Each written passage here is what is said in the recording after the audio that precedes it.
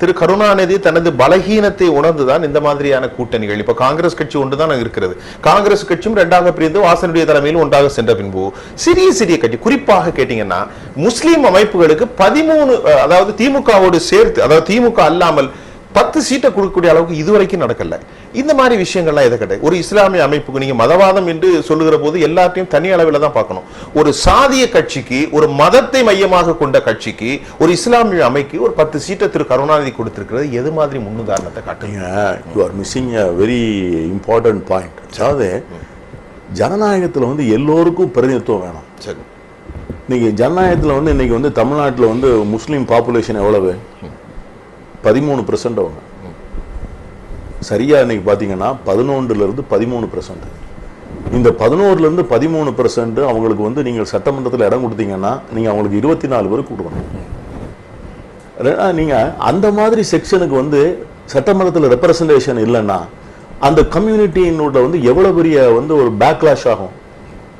ஒரு வடிகால் வேணும் அல்லவா? நீங்கள் வந்து ஒரு கம்யூனிட்டிக்கு தேவைகள் இருக்கிறது, குமுறல்கள் இருக்கிறது, அவங்களுக்கு வந்து நீண்ட நாளாக அவங்களுடைய அபிலாஷைகள் இருக்கிறது, இதையெல்லாம் மக்கள் மன்றத்தில் எடுத்து வைப்பதற்கு வந்து அவர்களை சார்ந்தவர்கள் தானே சொல்ல முடியும். நிச்சயமா நிச்சயமா. அப்போ நீங்கள் அதை வந்து உணர்ந்து கொண்டு புரிந்து கொண்டு இருக்கிற ஒரே தலைவர் கலைஞர் தானே. நீங்கள் அந்த கோணத்தில் நீங்கள் அதை பார்க்கணும்ல. நான் என்ன சொல்றேன், நீங்க ஏன் அதை வந்து நீங்க அது பெரிய ஜனநாயகத்துக்கு எதிரான பாவம்னு சொல்றீங்க?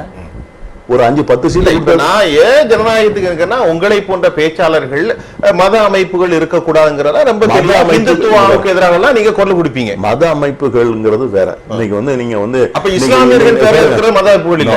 இன்னைக்கு வந்து அவங்க என்ன எங்களுடைய கலாச்சாரத்தை தான் நீங்க எல்லாம் ஏற்றுக்கொள்ளணும்னு கட்டாயப்படுத்துறாங்களா? உங்களை வந்து நிர்பந்திக்கிறாங்களா? அவங்க வந்து ஆள்வதற்கு உரிமை கேட்கறாங்களா? நான் தான் முதலமைச்சர்னு சொல்றாங்களா? எங்களை வாழ விடுங்கன்னு தானே சொல்றாங்க. ரெண்டாவது அவங்க வந்து அவங்களுடைய அரசியல் சாசன சட்டப்படி அவர்கள் பதிவு செய்யப்பட்ட அரசியல் கட்சிகள். அவர்கள் வந்து முறையாக தேர்தல் களத்தில் நின்று மக்கள் ஆதரவை வாங்கி தான் சட்டமன்றத்திற்கு வர்றார்கள். RSS எந்த தேர்தல் நின்னுது சொல்லுங்க?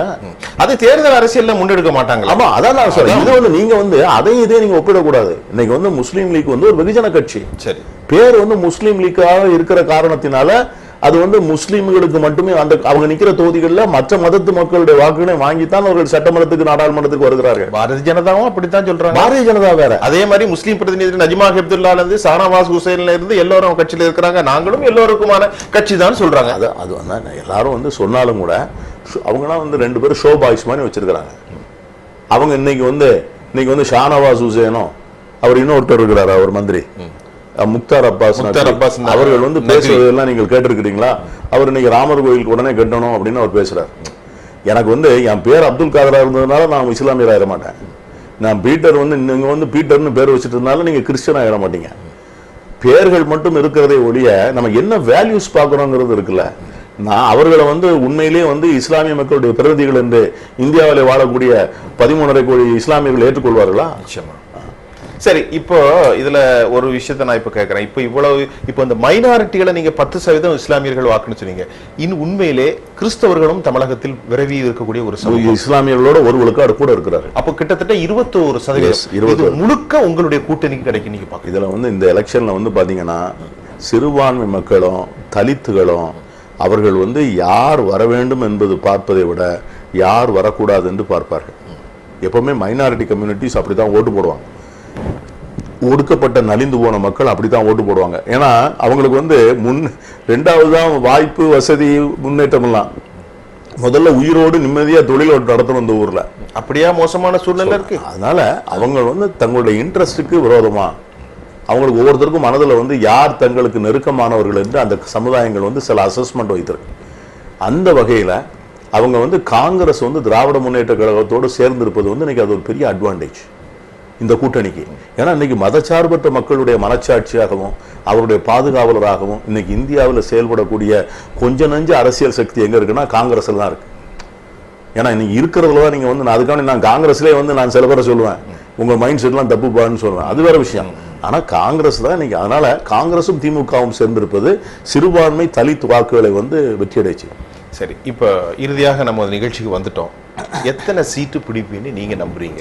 I am not an astrologer. இல்ல, நீங்க ஒரு கட்சியை தேர்ந்தெடுத்து அங்கிருந்து வந்திருக்கிறீங்க.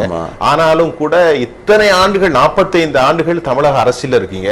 21 விழுக்காடு இருக்கக்கூடிய பெரும்பான்மை, சிறுபான்மையின் பெரும்பான்மையான வாக்கள் எங்களுக்கு கிடைக்கும்னு சொல்றீங்க.